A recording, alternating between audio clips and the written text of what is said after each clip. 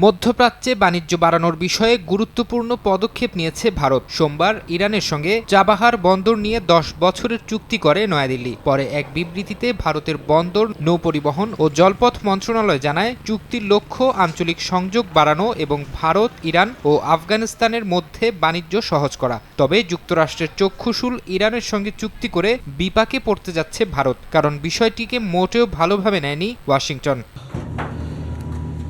ইরানের সঙ্গে ভারতের চুক্তির বিষয়ে মার্কিন পররাষ্ট্র দফতরের প্রেস ব্রিফিংয়ে মুখপাত্র বেদান্ত প্যাটেলকে প্রশ্ন করেন এক সাংবাদিক। এ সময় তিনি বলেন, চুক্তির বিষয়ে অবগত আছে যুক্তরাষ্ট্র।